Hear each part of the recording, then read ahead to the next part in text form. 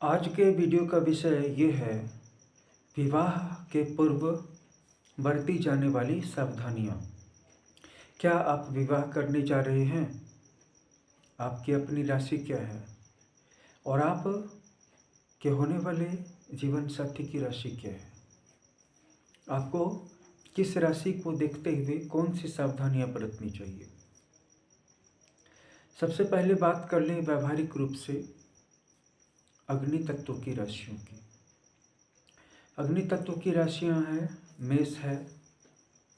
तो मेष सबसे पहले किसी भी बात को गंभीरता से नहीं लेती है, इसके बजाय खुश रहना पसंद करती है। उन चीज़ों को खोजेगी, उन चीज़ों को देख लेगी जिससे कि उसे खुशी मिलेगी, और उन चीज़ों को नज़रअंदाज कर देगी जो उसे गमगीन रहने का, उदास रहने का एक बहाना प्रदान करेंगे। जब आप एक में 4 जोड़ते हैं तो 5 आता है। 5वीं राशि सिंह है, 5 में भी 4 जोड़ते हैं तो 9 आता है। 9वीं राशि धनु की है। तो सिंह और धनु भी अग्नि तत्व की राशि हैं। इनमें भी एक बात समान है कि ये उन बातों को ज़्यादा जोर से नहीं पकड़ेंगी जिन बातों को लेकर के कोई भी व्यक्ति गमगीन रहेगा। अगर सोचेगा तो सिवाय दुखी रहने के और कोई चारा नहीं है, क्योंकि सारी समस्याओं का सॉल्यूशन नहीं है। और जिन समस्याओं का सॉल्यूशन नहीं है वो समस्याएं हैं भी नहीं, हम उनको समस्याएं कह रहे हैं, मान रहे हैं, क्योंकि दुखी रहने का भी तो कोई बहाना चाहिए। तो इस कंडीशन में अग्नि तत्व की राशियाँ किसी भी चीज़ को इश्यू बना करके गंभीरता का लबादा नहीं ओढ़ती हैं, और खुश रहने के लिए कारण ढूंढ लेती हैं, और पॉजिटिव रहने के लिए कारण ढूंढ लेती हैं, वजह ढूंढ लेती हैं। क्या आपकी शादी किसी अग्नि तत्व की राशि से होने जा रही है, किसी अग्नि तत्व की राशि वाले जातक या जातिका से, तो आप इन बातों का ख्याल रखें। दूसरी बात आपको सावधानी ये बरतनी है कि इनके मान सम्मान में ठेस न लगे। ऐसे तो ये 12 राशियों के लिए है, लेकिन अग्नि तत्व की राशियों के साथ प्रॉब्लम क्या है कि अगर आप इनके मान सम्मान को ठेस लगा देंगे और दूसरी तरफ आप इनकी बहुत बड़ी भलाई भी कर देंगे तो वो मैटर नहीं करेगा, उसकी कोई वैल्यू नहीं होगी। आपको फिर वापस आकर के इनके टूटे हुए ईगो को ठीक करना होगा, इनके सम्मान को बहाल करना होगा। और कई बार तो इनमें से कुछ राशियों के जातक इतने अड़ियल रवैये के निकलेंगे कि फिर वो जीवन भर आपसे टूट जाएंगे तो टूट ही जाएंगे। तो ये सावधानी रखें कि इनके सम्मान को ठेस न पहुंचाए और अंडरस्टैंडिंग बना के रखें, ताकि कभी अगर कोई ऐसी स्थिति हो मिसअंडरस्टैंडिंग की, गलतफहमी की, कन्फ्यूजन की, तो आप एक्सप्लेन कर सकें, एक्सप्लेन करने का दरवाज़ा खुला हुआ हो।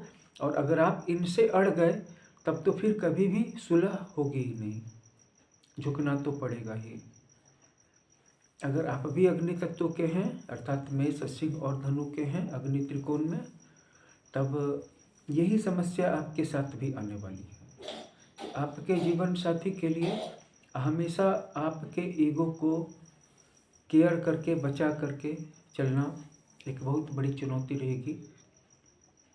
और अगर गलती से ही सही आपके ईगो को ठेस लग जाती है तो आप सारी बातें छोड़ देंगे। परिवार चलाना, ग्रो करना, कमाना, सब कुछ वहीं पे स्टॉप हो जाएगा। और कई बार तो आप इतना ज़्यादा रूठेंगे कि आपको वापस मनाने में आपके जीवन साथी को इतना लंबा समय लग जाएगा कि फिर जीवन का कोई अर्थ ही नहीं रह जाएगा। अगर आप अग्नि तत्व की राशि के हैं तो आप खुद मेल्ट डाउन होना सीखिए, क्षमा करना सीखिए।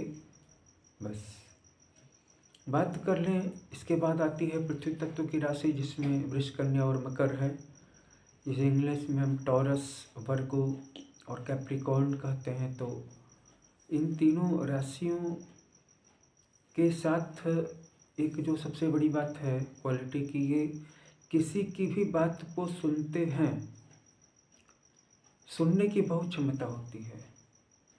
दे आर गुड लिसनर्स। वे किसी की भी बात को सुनते हैं, सुन सकते हैं, लेकिन करते हैं अपने ही मन की।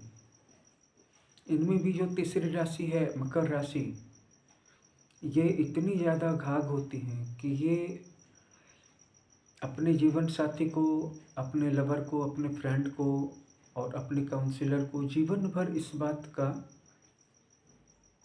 भ्रम दे देती हैं कि वो उन पे डीपली ट्रस्ट करती हैं, डीपली रिलाई करती हैं, उनके अलावा उनका कोई और है नहीं।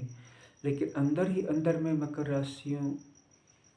राशि के जातक और जातिकाएं, पुरुष और स्त्रियां अपने निर्णय के साथ स्टिक रहते हैं और दिखावा ये करते हैं कि ये दूसरों की काउंसिल, दूसरों की सलाह पर चल रहे हैं, लेकिन अंदर में वो सब कुछ उनका अपना निर्णय होता है।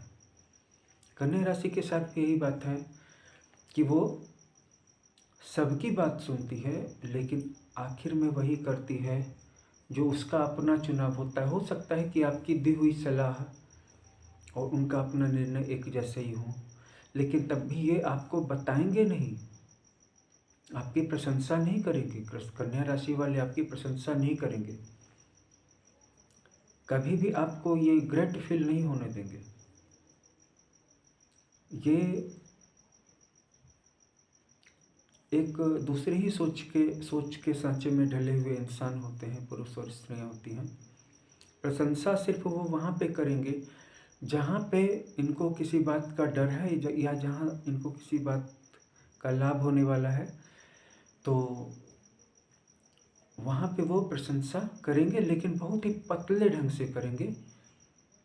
खुल करके मक्खन नहीं लगाएंगे, खुल करके चापलूसी करना इनके बस की बात नहीं है।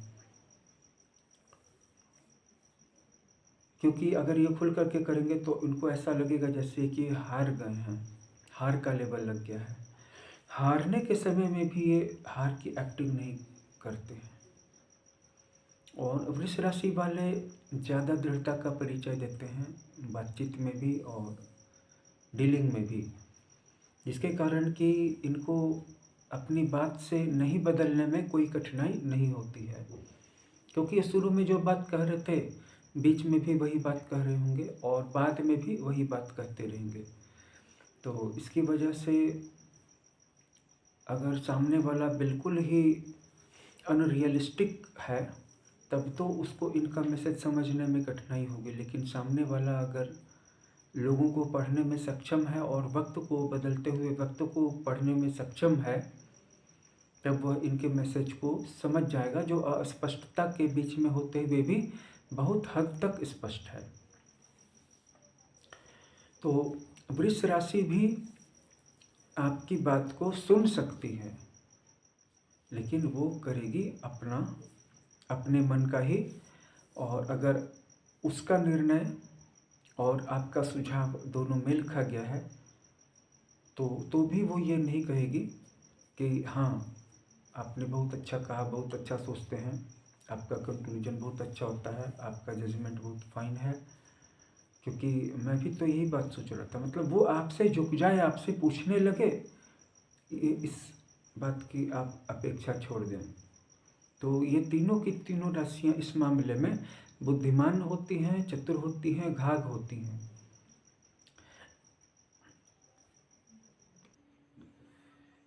जो एक बात आपको समझ लेने जैसी है कि पृथ्वी तत्व की राशियां हैं ये तीनों, तो ये तीनों पृथ्वी से जुड़ी हुई हैं। तो अपने स्वार्थ को पूरा होने के बाद ये आपको पूरी तरह से छोड़ भी सकती हैं। अगर भावनात्मक रिश्ते बहुत गहरे नहीं हैं और बहुत जटिल नहीं हैं, तो ये तीनों राशियां आपको छोड़ भी सकती हैं और आगे बढ़ सकती हैं। ये इनके अंदर ज़बरदस्त क्षमता होती है, क्योंकि इनके अंदर में रिश्तों का मोह नहीं होता है। इनके अंदर में सबसे अच्छी बात ये होती है कि ये अपने आप में सक्षम होती हैं इमोशनली।